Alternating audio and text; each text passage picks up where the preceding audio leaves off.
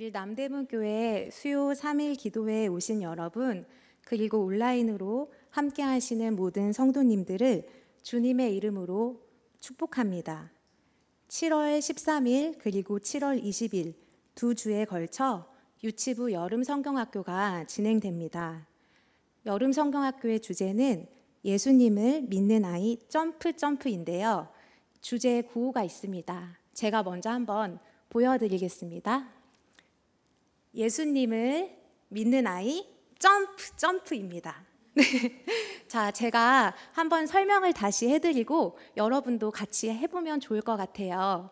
온 세상을 다스리시는 예수님을 믿는 아이 점프입니다. 다 하실 수 있으시겠죠? 그럼 저와 함께 같이 해보도록 하겠습니다. 시작! 예수님을 믿는 아이 점프. 네, 너무나 잘하셨습니다. 한 분도 빠짐없이 다 잘해주셨어요. 네, 예수님을 믿는 아이 점프라는 주제로 우리 여름 성경학교가 진행될 텐데, 우리 유치부 아이들이 여름 성경학교를 통해서 예수님을 더 굳게 믿게 되고 그 사랑을 알게 되고 담대하게 예수님을 전하는 아이들로 자라날 수 있도록 성도 여러분들의 많은 관심과 기도를 부탁드립니다. 네, 오늘 본문 말씀인 사도행전은 초대교회의 역사와 예수 그리스도의 복음이 예루살렘에서부터 땅끝까지 어떻게 전해지게 되었는지 기록되어 있습니다. 복음이 전파되어지는 그 과정에서 성령의 역사를 강조하기 때문에 사도행전을 다른 말로 성령행전이라고도 부르기도 합니다. 오늘 본문은 성령의 임재를 경험한 베드로가 설교를 하고 그 베드로의 설교를 듣고 3,000명의 사람들이 세례를 받고 또 성령 안에서 어떠한 모습으로 교제하고 연합하는지를 보여주고 있습니다. 오늘 말씀을 통해 성령님의 역사는 우리 안에서 어떠한 변화를 일으키는지 세 가지를 통해 살펴보려고 합니다. 첫 번째로 성령님은 우리로 하여금 경건한 생활을 하도록 인도합니다. 우리 다 같이 오늘 본문 말씀 42절을 함께 읽어보도록 하겠습니다. 시작! 그들이 사도의 가르침을 받아 서로 교제하고 떡을 떼며 오로지 기도하기를 힘쓰니라. 아멘. 초대교회 교인들은 사도의 가르침을 받았고 경건 생활에 힘을 썼습니다. 이 구절을 헬라어 성경을 찾아보면 사도는 여러 명이라는 표현인 복수형으로, 그리고 가르침은 단수형으로 표현이 되어 있습니다. 즉 여러 명의 사도들이 단 한 가지를 가르쳤던 것입니다. 사도들이 가르친 그 한 가지, 그것은 무엇일까요? 바로 예수 그리스도였습니다. 사도들은 오직 예수 그리스도를 전했습니다. 성령님이 함께 하시는 교회는 오직 예수 그리스도만 선포합니다. 예수님이 어떠한 분이신지, 예수님께서 왜 이 땅에 오셨는지, 그리고 예수님이 이 땅에 오셔서 무엇을 가르쳐 주시고 어떤 일을 행하셨는지를 전하는 것이 교회의 본질적인 사명인 것입니다. 초대교회 사도들은 예수 그리스도를 전했고 그 사도들의 가르침을 받은 성도들에게 말씀을 깨닫게 되는 은혜가 더해졌습니다. 그리고 오로지 기도에 힘쓰는 경건한 생활을 하게 되었습니다. 그리고 성찬식을 통해 초대교회의 사람들은 예수님의 죽으심과 부활을 기념하며 예수님을 부지런히 기억했습니다. 우리 지난 주일에도 남대문 교회에서 성찬식이 진행되었습니다. 남대문 교회 성도 여러분, 교회 모든 교회마다 그리고 여름 성경학교 여름 수련회를 하는 이유는 바로 여기에 있습니다.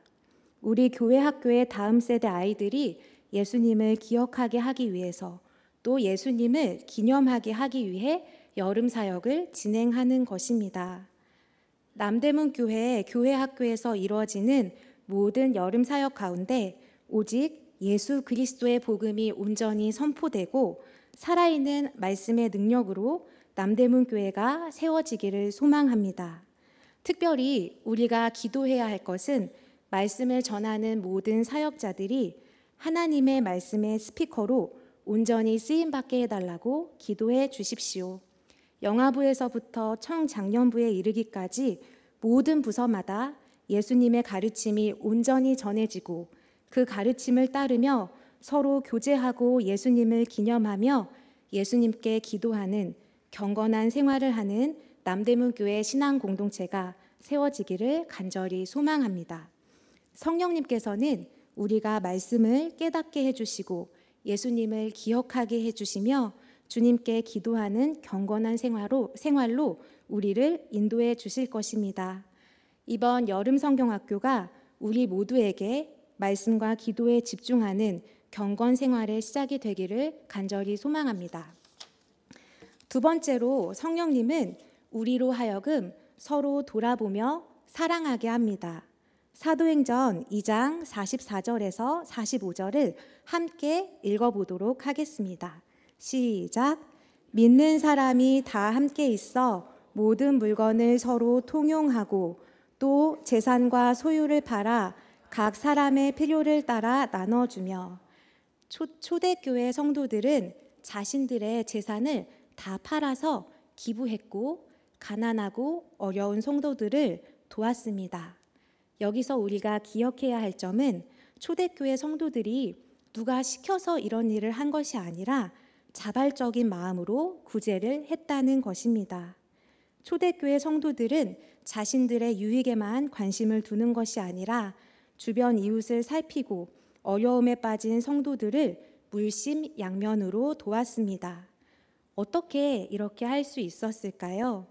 성령님께서 성도들의 마음을 새롭게 변화시켜 주셨기 때문입니다. 마태복음 22장에는 예수님과 율법사의 대화가 나옵니다. 한 율법사가 예수님을 찾아와서 질문합니다. 예수님, 율법 중에서 가장 크고 중요한 율법이 무엇입니까? 그 질문을 듣고 예수님께서는 이렇게 말씀해 주셨습니다. 우리 마태복음 22장 37절부터 40절까지를 함께 읽어보도록 하겠습니다. 시작. 예수께서 이르시되 내 마음을 다하고 목숨을 다하고 뜻을 다하여 주 너의 하나님을 사랑하라 하셨으니 이것이 크고 첫째 되는 계명이요 둘째도 그와 같으니 내 이웃을 내 자신같이 사랑하라 하셨으니 이 두 계명이 온 율법과 선지자의 강령이니라. 아멘. 이 말씀을 통해서 예수님께서는 우리가 지켜야 할 가장 크고 첫째 되는 계명이 바로 하나님을 사랑하고 이웃을 사랑하는 것이라고 가르쳐 주셨습니다. 하나님을 사랑하는 것과 이웃을 사랑하는 것은 동전의 양면과도 같아서 하나님을 사랑하는 사람은 반드시 이웃도 사랑하게 되어 있다는 말씀입니다. 초대교회 교인들은 먼저 사도들의 가르침을 받았습니다. 말씀을 듣고 기도하며 예배드리고 경건한 생활을 해나갔습니다. 하나님과 나의 수직적인 관계를 바로 세웠을 뿐만 아니라 나와 이웃들과의 수평적인 관계도 예수님께서 말씀하신 것처럼 이웃을 사랑하며 섬기며 살아가게 된 것입니다. 여러분, 옆에 한번 보시겠어요? 내 옆자리에 누가 앉았나? 네, 한번 보시겠어요? 네, 잘 보셨죠? 내 옆에 앉아 계신 이분이 내가 섬기고 사랑해야 할 대상입니다. 우리가 섬기고 사랑해야 할 대상은 먼 곳에 있지 않습니다. 나와 가까이 있는 배우자, 또 나의 자녀가 될 수도 있고 나의 부모님이 될 수도 있고 더 나아가서는 직장 동료나 또 교회에서 마주하게 되는 모든 성도님들에게 이웃 사랑을 여러분들은 실천하고 계신지요? 우리들은 모두 다 연약한 인간이라 때로는 인간 관계 안에서 상처를 받기도 하고 상처를 주기도 합니다. 힘을 가진 사람으로부터 갑질을 당할 때도 있고 또 억울한 오해를 사서 힘들 때가 있습니다. 우리가 살아가면서 다양한 인간관계 속에서 또 겪게 되는 여러 가지 어려움들을 마주할 때 우리는 가장 먼저 누구를 찾아야 할까요?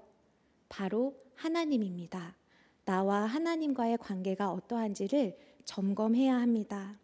하나님께 지혜를 구하고 나의 아버지 되시는 하나님께 위로를 구하고 내가 힘들다고 내 마음을 솔직하게 털어놓으면 하나님께서는 더할 나위 없는 위로를 주시고 또 하나님의 사랑을 깊게 깨달아 알게 해주실 것입니다. 우리가 하나님의 사랑을 깊게 깨달아 알게 될 때, 그때야 비로소 우리는 우리들의 이웃들을 진정으로 존중하고 사랑하며 섬길 수 있게 되는 것입니다. 우리는 우리의 의지로는 다른 사람을 결코 사랑할 수 있는 존재가 아닙니다.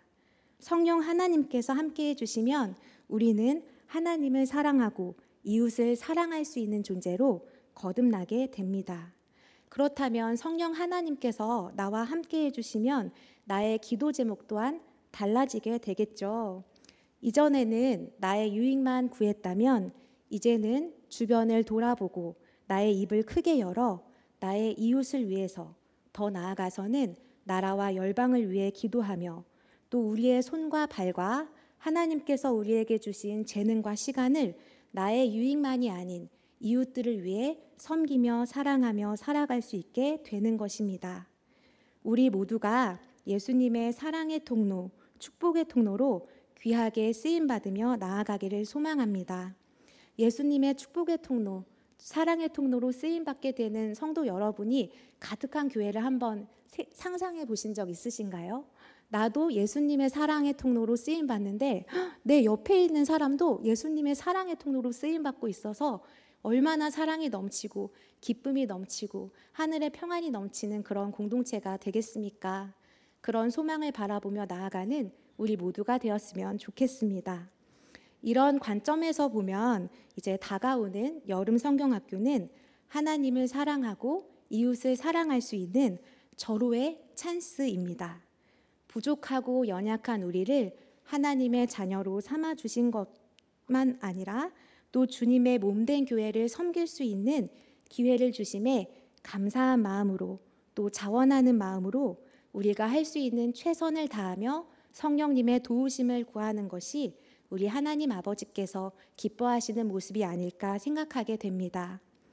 성령님께 우리에게 구원의 기쁨을 다시 깨닫게 해달라고 기도하십시오. 겸손한 마음으로 교회와 이웃을 사랑하며 섬길 수 있도록 나를 그러한 존재로 변화시켜 달라고 기도하십시오. 그렇게 기도할 때 성령님께서는 우리의 기도를 들으시고 우리를 변화시켜 주실 것입니다. 이번 여름 성경학교를 준비하면서 각 부서에서 또 발로 뛰는 모든 교사들뿐만 아니라 특별 새벽 기도로 또 예배 시간마다 함께 기도해 주시는 모든 분들에게 성령님이 함께 하셔서 하나님 사랑, 이웃 사랑을 실천하는 그러한 기쁨이 충만하시기를 기원합니다. 세 번째, 성령님은 우리를 연합하게 하고 칭찬받는 그리스도인이 되게 합니다.